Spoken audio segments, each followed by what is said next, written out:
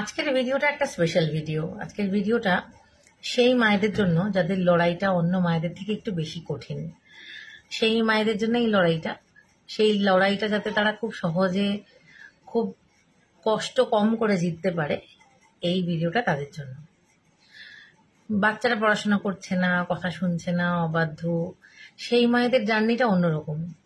কিন্তু বাচ্চাদের কথা জানতে পারা গেছে তাদের অটিজম আছে, তারা হাইপার অ্যাক্টিভ, তাদের স্পিচ আসছে না, তারা মায়েদের কথা বুঝতে পারছে না, অবিরত কেঁদে যায়।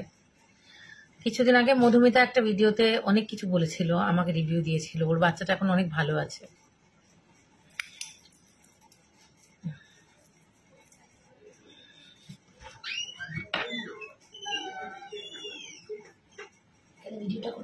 তো সেই মধুমিতা অনেক কিছু বলেছিল আমাকে নিয়ে।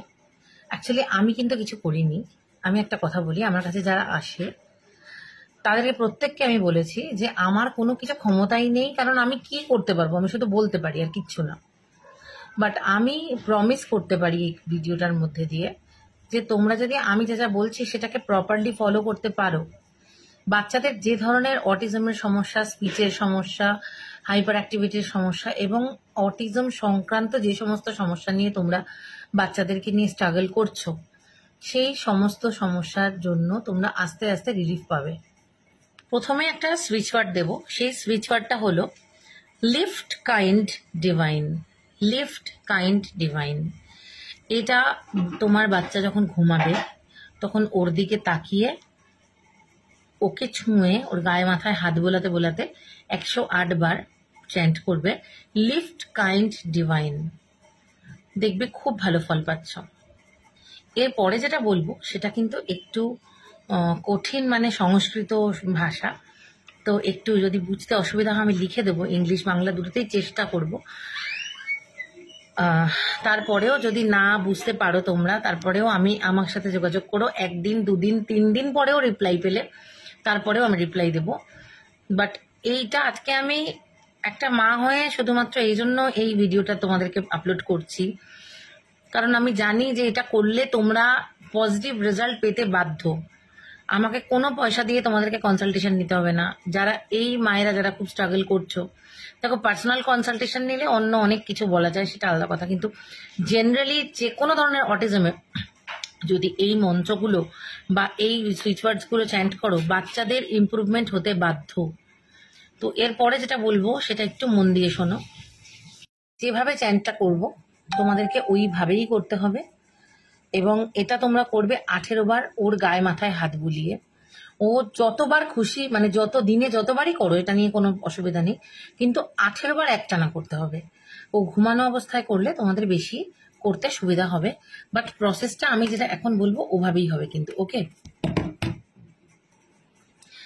মুকাম করোতি বচলম পঙ্গুম লঙ্ঘয়তে গিরিম यत्कृपातमहं वन्दे परम आनंद माधवम।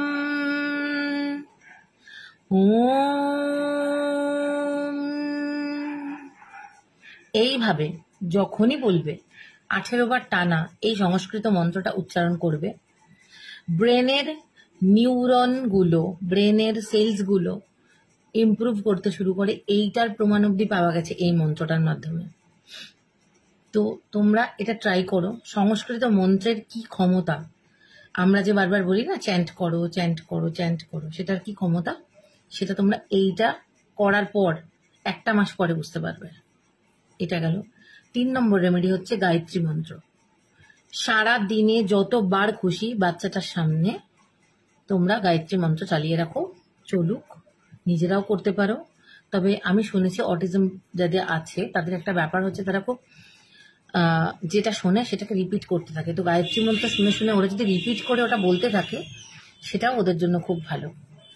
তো খুবই ভালো। এই যে 3খানা আজকে তোমাদেরকে রেমেডি দিলাম, এবং লাস্টে যাওয়ার আগে আরেকবার সংস্কৃত মন্ত্রটা আমি চ্যান্ট করে দেবো যাতে তোমাদের বুঝতে অসুবিধা না হয়। কিন্তু তোমাদেরকে প্রমিস করতে হবে যে তোমরা এরকম সুন্দরভাবে জিনিসটা করে ওদেরকে এখনকার অবস্থা থেকে বেটার অবস্থায় আনবে। আবার শোনো, মুকাম করোতি বচলম পঙ্গুম লঙ্ঘয়তে গিরিম यत्कृपातमहं वन्दे परम आनंद माधवम।